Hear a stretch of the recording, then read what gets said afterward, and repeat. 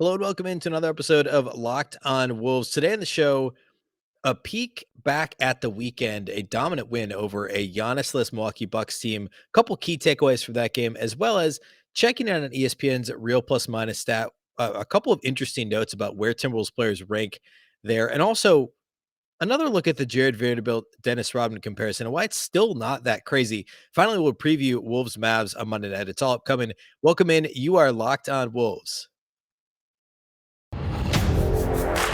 You are Locked On Timberwolves, your daily Minnesota Timberwolves podcast. Part of the Locked On Podcast Network, your team every day.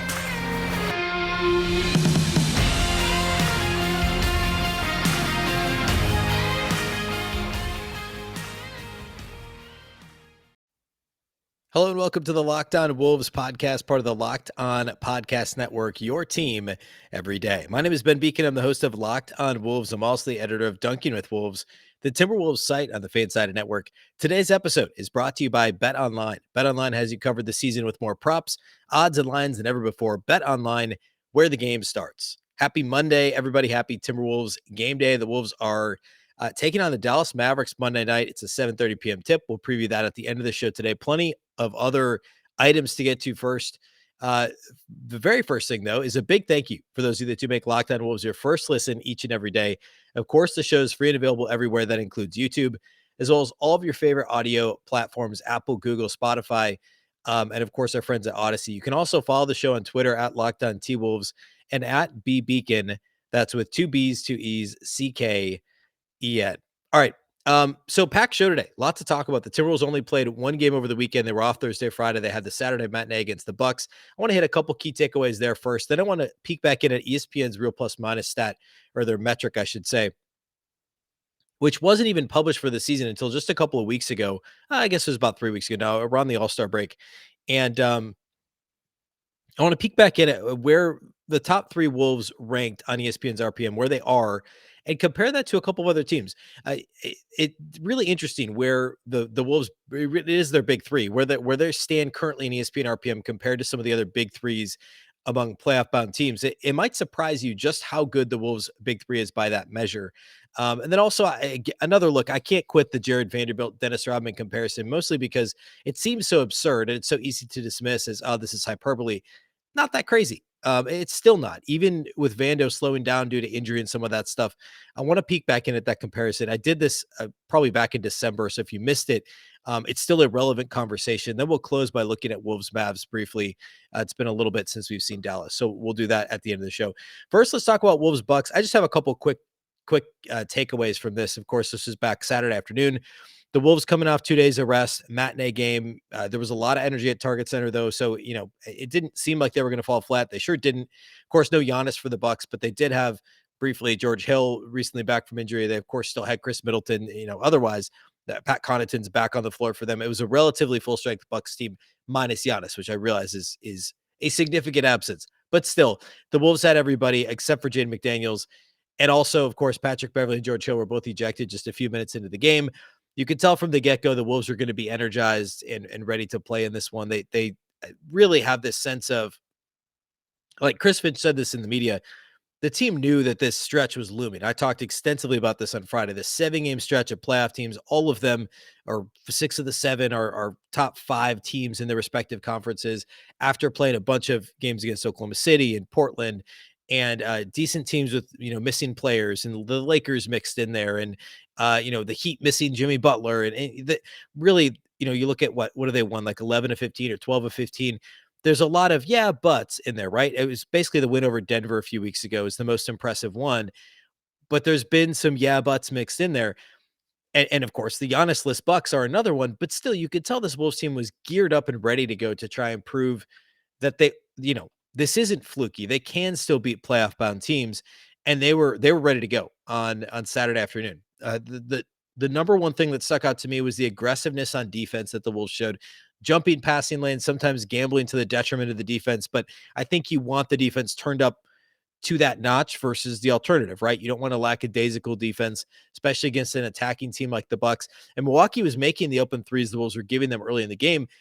Thankfully, though, the Wolves were able to keep pace, and they essentially matched the Bucks three-pointer for three-pointer In what, there was kind of this surge where it was back and forth, kind of middle of the first quarter.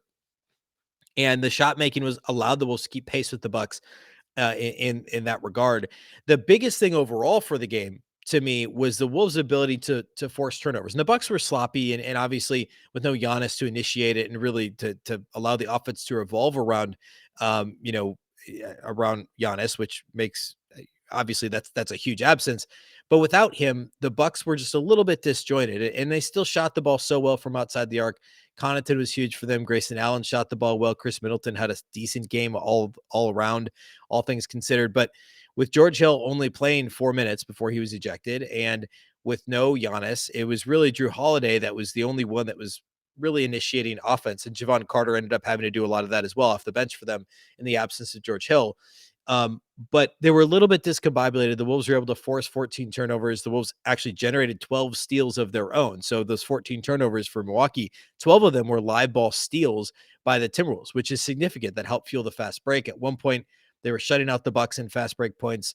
It was well into the double digits. It was like 18 or 20-0 in terms of fast break points in favor of the Wolves.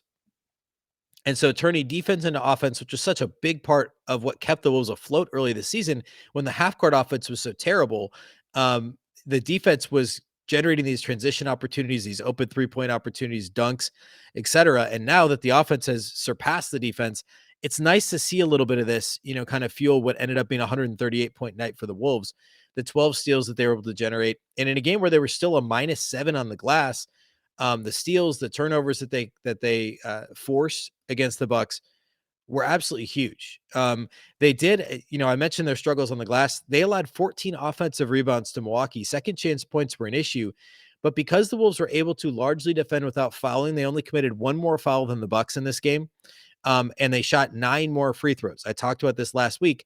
A common thread in all these wins for the Wolves, going back to, you can skip the Magic game last Friday, which I think we'd all like to forget about that. 10 days ago now, I guess, a week ago Friday. Going back to the win right before that, I forget who it was, but the Wolves' last 5 wins, going back to the game before the Orlando game, they had out free throwed their opponents and also committed less personal fouls than their opponent. They actually committed one more foul than Milwaukee here, but they shot 9 more free throws and they made 8 more free throws. And if you're going to get beat that handily on the glass, and especially in second chance points and on the offensive glass, you have to win the free throw battle. And the Wolves did that against the Bucks team that can draw free throws really well. Now, of course, no Giannis. I keep saying that, but he's a huge part of the Milwaukee Bucks being good at drawing fouls on their opponents. And with no Giannis, the Wolves were able to escape with only allowing 17 free throw attempts from Milwaukee. And then my last point from the game on Saturday was Jordan McLaughlin was fantastic. And he has, he's missed a couple games lately due to the groin injury, but since he's rejoined the rotation as of 6 weeks ago or so, he's been phenomenal. He ended up with only 1 steal in this game, but it was an exciting steal, a literal pickpocket in the middle of the floor. I think it was Connaughton who he took the ball from, and then it led to an opportunity in I think it was in the paint, but then it was a miss. McLaughlin got the offensive rebound. So he got the steal, kicked it ahead, came back on the offensive side of the floor, got the offensive rebound and the putback. That stretch was vintage Jordan McLaughlin. The stat line isn't eye-popping, right? 7 points, 3 assists, 1 steal in 18 minutes, but he shot 3 of 5. He knocked down a three-pointer. He committed 0 turnovers. And Patrick Beverley only played 10 minutes before he was ejected. This was a really important performance for Jordan McLaughlin. And Jalen Noel was good, but he was a little erratic in this game. And it was good to have Jordan McLaughlin out there as a calming influence off the bench. Fantastic game for J-Mac. Okay, great win for the Wolves. Giannis or no Giannis, this is still a very good, well-coached Bucks team. Had everybody else at their disposal. They were still 44-26 coming in. And it's awesome to see the Wolves get a season sweep of the Bucks. Of course, Giannis did play back in October when the Wolves won. He had like 42 and 17 or something crazy in that game. But the Wolves won this one by 19. The only games they've lost at home going back to mid-December are the second half of back-to-backs. They've lost 3 games since mid-December at home, and all 3 were the second half of back-to-backs. That streak continues. They'll look to continue it again on Monday night against Dallas. And we'll talk about that here in a little bit. Or I'm sorry, the Monday game is a road game in Dallas. They played Dallas at home later in the week, but they're at Dallas Monday night, actually. So that's a 7:30 tip against Dallas. We'll get back to that matchup here in just a little bit. Okay, next, I want to check in on ESPN's Real Plus Minus. Something that might surprise you about where the Wolves' big three sits in regards to the rest of the league, the other playoff teams, other big threes, if you will, from around the league. And then I want to check in on the Jarred Vanderbilt Dennis Rodman comparison, because I can't quit the comparison. I just can't. I think it's fascinating. We'll close with the Wolves Mavs preview. So we're going to do all that here next. First, though, let's talk about our friends over at Built Bar. Even though we're into March, into March now, most people have given up on all their New Year's resolutions. I think that's fair to say, but not this year for me. I'm sticking to my resolution to eat right. Thanks to Built Bar, it almost feels like it's not really a resolution, though, because I actually enjoy eating Built Bars. Built Puffs, by the way, if you haven't tried them, they're fantastic. They're the first ever protein-infused marshmallow. They're fluffy, they're marshmallowy, they're not just a protein bar, they're a treat, and they're covered in 100% real chocolate. Puffs are a fan favorite with some incredible flavors: yummy cinnamony churro, coconut marshmallow, banana cream pie. Delicious. They're going to be your new favorite. And by the way, all Built Bars are covered in 100% chocolate, real chocolate. That includes Puffs. You can go to built.com. You can scroll down to the macros chart. You'll be absolutely blown away by the macros on these things. High protein, low cal, high fiber, low carb. Most Built Bars have 130 calories, only 4 grams of sugar, and just 4 net carbs.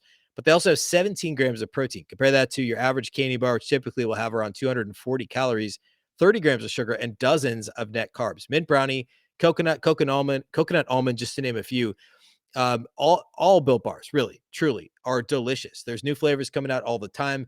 If Built thinks a flavor might be good, they'll make it. It will be delicious, and it will be good for you. And by the way, at Built Bar, they are truly all about the taste. They make it taste delicious first, and then figure out how to make it healthy. And I don't know how they do it, but they pull it off every single time. Go to built.com. Use promo code LOCKED15. You'll get 15% off your order. That's promo code LOCKED15 for 15% off at built.com.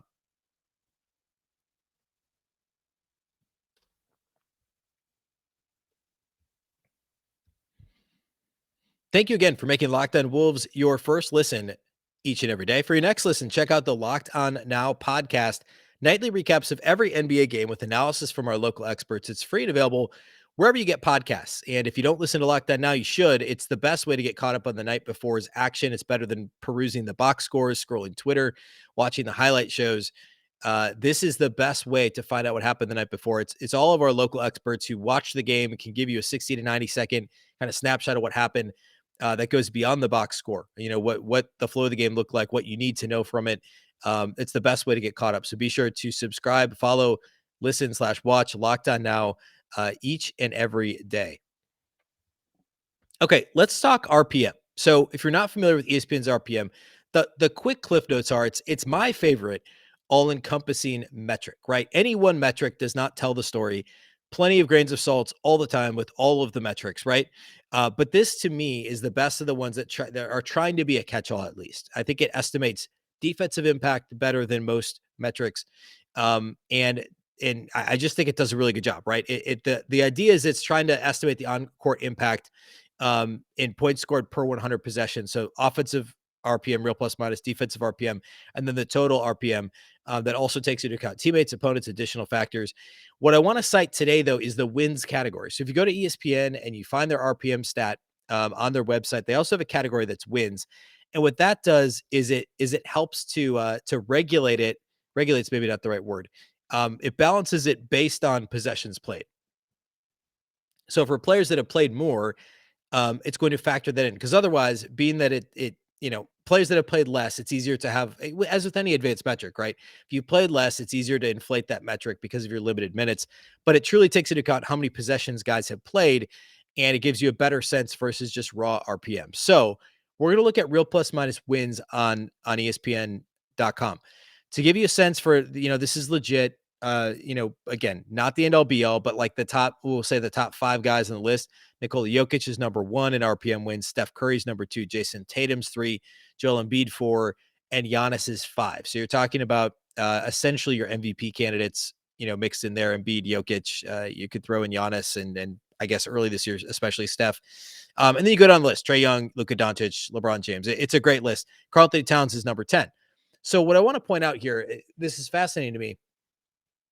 The Wolves have 3 players in the top 30, and this is every player in the league. So 500 plus guys, 547 to be exact, that have played in a game this year are included in this stat, in this metric.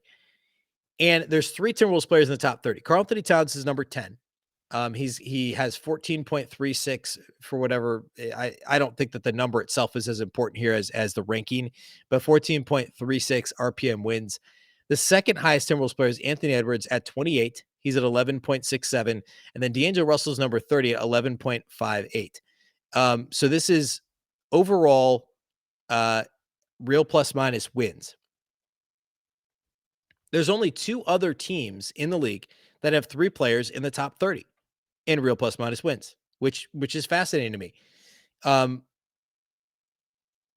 So if you had, okay, the one of them I think is pretty obvious. And if you pause the podcast right now and you thought, which team has a big 3 that would probably be in the top 30 according to ESPN's RPM, you could probably figure it out, right? The obvious one is Phoenix. So Mikal Bridges, Chris Paul, and Devin Booker, they're actually all 3 in the top 16. Bridges is 13, Chris Paul's 14, and Devin Booker's 16 in ESPN's real plus minus. That one's obvious and not surprising. I mean, they're the best team in the league by far. That's a fantastic big 3. The other one surprised me. The other trio that manages to be all 3 in the top 30 in ESPN's RPM is a shock. And again, you could pause it, you could think about it. Guessing you're not going to get it if you don't cheat, because I certainly would not have. The answer is the Charlotte Hornets, who are only 36-35. They're 9th in the Eastern Conference right now, and they're very likely going to at least make the play-in. I mean, they're what, 4.5 up on the Wizards, or 5.5 up on the Wizards, who are in the 11th spot. But the Hornets are very likely going to be in the play-in. They're probably not going to get up to 6. They're probably not going to fall to 11. But they're only a game above 500. They've got 3 guys in the top 30 in ESPN RPM. Terry Rozier is at 19. LaMelo Ball is at 26. And I skipped Bridges. Where'd he go? Oh, Miles Bridges. This has surprised me as well. All the way up at number 9. It's mostly due to defensive RPM. He's got the best defensive RPM. Well, that's not true. But his defensive RPM is a 3.17. His offense is just a little bit over 1. So Miles Bridges all the way up at number 9. Again, surprising to me. Rozier is at 19 and LaMelo Ball is at 26. So the Charlotte Hornets have 3 guys in the top 30. What does that tell us? Well, their depth isn't very good, number 1. I think that's maybe the biggest takeaway here because that team is barely above 500. As for the Wolves are the 3rd team that has 3 players in the top 30. They've got Towns at number 10.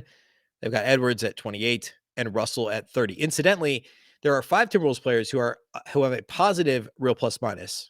And there's a lot of guys that do, right? There's 5 members of the Timberwolves that do, and it's all 5 other preferred starters. Jarred Vanderbilt and Patrick Beverley are both barely positive in terms of RPM. And by the way, this doesn't mean that if you're a negative RPM, you are a negative player. That's not true. Otherwise, the math wouldn't make sense here.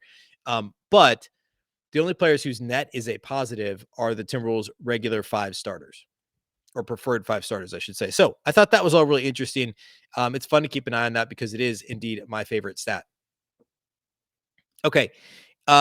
Real quickly, the Dennis Rodman-Jarred Vanderbilt comparison, we're going to keep coming back to this because it's one of my favorite kind of like things that was said early on when Vando was playing really well. And then everybody's kind of, it almost felt like everyone was embarrassed to talk about it. Like, this is hyperbole. Like, Vando's not a Hall of Famer. Like, it was something that was suggested by oh my goodness, Calipari, completely blanked. Kentucky coach John Calipari, said something about him being like Rodman. I think it was during his freshman year, or maybe during the recruiting process, or right after he got to Kentucky. It was mentioned by, I think, Chris Finch or somebody around the Timberwolves mentioned his Rodman-like tendencies. And then I talked about it on the show back in December. And I really like, people thought it was funny and it was a, a cute comparison, whatever. It's not crazy. And I don't want to spend a ton of time on this today. We're going to come back to this when the season is all said and done. But Vando hasn't been putting up the gaudy numbers as much, the 8 points, 12 rebounds, 3 steals, 2 blocks numbers like he was doing early in the season, mostly because his minutes have been limited because of the quadriceps injury. Finch even said that they're putting a minutes restriction on him essentially right now. But compare the 4th year seasons for Dennis Rodman and Jarred Vanderbilt. Now, Rodman was a much older player, right? Because he went to JUCO and the whole thing. He was 28, or he was a 25-year-old rookie. Vando came in after 1 year, just 14 collegiate games at Kentucky, so he was 19. But compare their fourth seasons in the league. So for Rodman, that was the 89-90 season when he was 28. Vando, 22 years old, the 21-22 season, the current season. And this is the fair comparison, right? Because you can't compare rookie Rodman to, I mean, he would still be 3 years older, but that wouldn't make sense. Rodman didn't play as much as a rookie, neither did Vando. This is the best way to compare the two. And this was the first year that Dennis Rodman made the All-Star team, by the way. Dennis Rodman, offensive rebound rate was roughly 4 points better than Vando. Defensive rebound rate, Jarred Vanderbilt's 2.5 points better. So total rebound rate, Dennis Rodman had a 19% rebound rate in his fourth season. Jarred Vanderbilt's 18. He's only 1 percentage point behind Dennis Rodman in total rebound rate. Assist rate, Jarred Vanderbilt has a 7% assist rate. Rodman's was just 4.2. Obviously, Rodman didn't handle the ball much in the over the course of the offense. That he didn't play fast. He wasn't handling the ball in the middle of the floor on the break. Vando does that occasionally. It's not ideal, but he's not terrible at it. He's got an assist rate that's 2.8 points higher than Rodman's was. Steal rate. This is shocking to me, or surprising that Rodman's was so low. But again, this is just his fourth season in the league. Rodman had a 1.1% steal rate. Vando's 2.6. That's well over twice the steal rate that Rodman had. Block rate. Rodman was 1.6%. Vando's is 2.5%. So a better assist rate, a better steal rate, a better block rate, a lower usage rate, a slightly higher turnover rate, and a rebound rate that's only 1 percentage point lower than Dennis Rodman. Now, I'm not saying that Jarred Vanderbilt is the defender, and he's not the rebounder that Rodman was. You look a couple years down the road, and even though Rodman was only an all-star a couple of times, his fourth season was the first time he was an all-star. And then the rebound numbers go off the charts. Really kind of around his sixth season, Rodman started rebounding the ball like crazy, just ridiculous rebound rates. I mean, that's where the next step here happens, right? Because if that happens for Vando, then the comparison is completely valid. I'm just saying through 4 seasons of each of their careers, the comparison makes a lot of sense. I'm not saying they're the same player. I'm saying it's not a crazy comparison. It's not hyperbole that in year 4, Vando is year 4 Rodman, essentially, in a lot of ways. 2 years from now, is Vando going to put up like, I mean, what we're talking like, what are these like 30% rebound rates? Yeah, he was putting up total rebound rates that were his best year. Rodman's was 29.7%, which is insane. He led the league in rebound rate for 8 consecutive years. He had defensive rebound rates 1 year that was almost 38%, which means almost 40% of every opponent missed shot was rebounded by Dennis Rodman. That's insane. I don't think Vando's probably going to reach that level, but the activity level, the athleticism, the length, the energy, the motor, all that stuff, the multi-positional defensive ability, that tracks through 4 seasons. Vando wasn't an all-star this year. Dennis Rodman was in his 4th season in the league as a 28-year-old. But this is a fascinating comparison that I think bears tracking over the next couple of years. Will it fall apart in a year or two when Vando's not pulling down, 25% of every single possible rebound? Quite possibly, yeah. But it's not crazy sitting here today in year 4 of Jarred Vanderbilt's career. That's all I'm saying. I think it's a fun thing to keep an eye on. Okay, let's close by looking at Wolves-Mavs. We haven't seen the Mavs in a while. What happened the first 2 times these teams matched up this season and what to expect this time around. We're going to do that next. First, though, let's talk about our title sponsors of today's program, and that, of course, is BetOnline. It's that time of year again as college basketball's tournament is finally upon us. We're a weekend in. The 16 teams are now set, to play next weekend. Looking forward to that. From all the latest odds, contests, and player props, betonline.net is the #1 source for all your sports betting needs and info. BetOnline remains the best spot for all your sports scores, podcasts, and news this season. And it's not just basketball. BetOnline is your continued source for all your sporting wagering information needs, including live betting and your favorite Vegas casino games. Head to the website today or use your mobile device to learn more about the trends and action. BetOnline, where the game starts.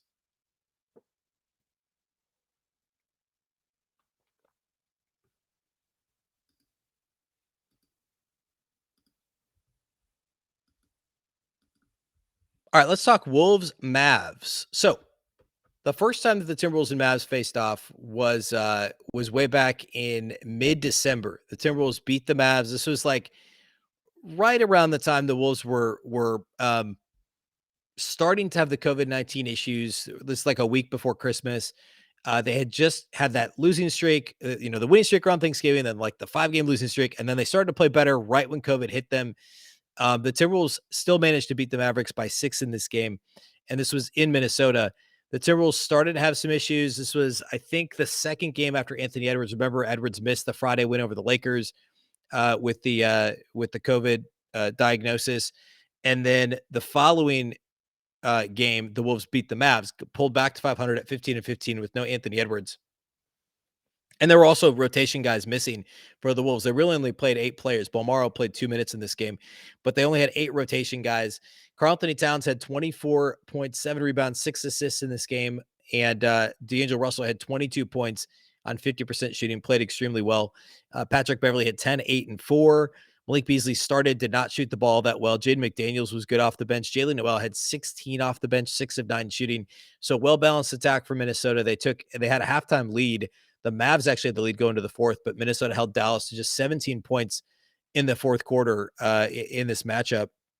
The Mavs did get 28 from Tim Hardaway Jr. This was the game when Kristaps Porzingis got injured partway through. Dorian Finney-Smith also had 23 against the Wolves in this one. The next time the two teams faced off was just a week after that in Dallas, and the Wolves still had Karl-Anthony Towns. This was right before Towns' diagnosis, if I'm not mistaken. And the Wolves had started to get some of their, reinforcements on the bench. Towns had 26, 14, and 7 in this game. D'Angelo Russell had 14 and 12. Malik Beasley shot the ball much better, had 22 points. Leandro Bolmaro actually started this game for Minnesota. There was no Jarred Vanderbilt. There was no Patrick Beverley. But again, right before Towns and Russell came down with COVID. And the Wolves lost this game by 12 to Dallas in Dallas. At the time, the Wolves were just a game under 500. And the Mavs were, oh, that's right. This is the home and home. Yes, this was the very next game. The Mavs were 500, 15-15. The Wolves were a game below 500 at this point. So this is before the Mavs season really took off as well. And they had, no Luka Doncic for them. And so it's really hard to kind of compare these games because of how shorthanded both teams were. No Luka Doncic, plenty of guys missing, Anthony Edwards, Jarred Vanderbilt, others for the Wolves. So we don't really have a great baseline in terms of the matchup this season. However, looking at what the Mavs do well on the season as a whole and what the Wolves do well, this is an intriguing matchup. Now, one other thing that's different, of course, Tim Hardaway Jr. has been out for a while now with the foot injury, so no Hardaway Jr., but Doncic would be expected to be available. I should say Karl-Anthony Towns is listed as question as of now on Monday with the forearm contusion that he thought would make him unable to play on Saturday, but he did play through it and, of course, played extremely well on Saturday as well. The Mavs as a team, the thing that's most interesting to me is that they're the slowest paced team in the NBA. They're 30th in pace. The Timberwolves are number 2 in pace. The Mavs still do shoot a ton of threes. They're 6th in 3-point rate. The Wolves are 3rd in 3-point rate. But the Wolves are all the way up to, I believe they're 14th now in 3-point shooting percentage as a team. The Mavs are 22nd. Also, the Mavs do a really good job at defending without fouling and at securing the defensive glass. The Wolves are a good offensive rebounding team, still top 10 in that regard. And they are also the worst team in the league in terms of committing fouls. They've been drawing more fouls themselves offensively, so something will have to give there in terms of the Mavs doing a good job of not fouling and the Wolves doing a good job of getting to the line. It's just more of an intriguing matchup than anything else. How will the Timberwolves navigate a backcourt that's pretty dynamic for Dallas, even without Tim Hardaway, to have Spencer Dinwiddie in addition to Jalen Brunson and Luka Doncic? The Wolves obviously struggle with Dorian Finney-Smith as well the last time around. Not that he's the most dynamic of those guys, but he can score. He can shoot. He's a 39% three-point shooter. The Mavs have a lot of guys that they can come after you with in the backcourt. I mean, it'll be really interesting to see how this thing plays out.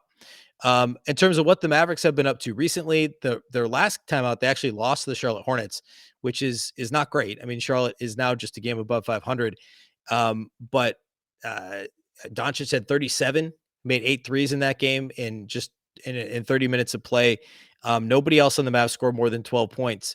It just a bad loss to Charlotte. So the Wolves, in terms of the standings, the Wolves are going to have a legit shot to gain some ground here. They're now actually tied with Denver. Denver lost on Sunday. I probably should have just led the show with this. Denver lost to the Celtics by 20 on Sunday. So Minnesota's in a tie with Denver for the number 6 spot, and they're only a game and a half behind Dallas for the number 5 spot in the Western Conference. They have a better point differential than both Dallas and Denver now. And they've got a legit shot. I mean, they played Dallas twice now here in the next week. If they could beat them twice and also hold serve in some of these other games, the Wolves will leapfrog the Mavs in the standings into number 5 and leave Dallas and Denver to fight it out between 6 and 7. So, an intriguing matchup. I think the Wolves could struggle with the Dallas backcourt, but a good test for Minnesota. Hopefully, everybody's able to play. McLaughlin, Beverly, all the guys, they're not on the injury report, but obviously had missed some games recently. But they'll need McLaughlin, Beverly. They'll need, a healthy Karl-Anthony Towns to help try and contain the Mavericks perimeter players in this game. Of course, we'll do a post-game pod immediately following on Monday. That'll be Tuesday's show. And of course, every day this week, Monday through Friday, we'll have shows. Looking forward to breaking down Wolves-Mavs following that one. All right, that's all I have for today. Thanks again for those of you that do make Locked On Wolves your first listen each and every day. Of course, the show is free and available everywhere, including YouTube, as well as all of your favorite audio platforms, Apple, Google, Spotify, Odyssey. You can also follow on Twitter at Locked On T-Wolves and at Beecken with 2 B's, 2 E's, C-K-E-N. Thanks again for listening to Locked On Wolves, of course, part of the Locked On Podcast Network. The Locked On Network is your local experts on all the biggest stories. Thanks again for making Locked On Wolves your first listen, and a reminder that you can make your second listen Locked On NBA.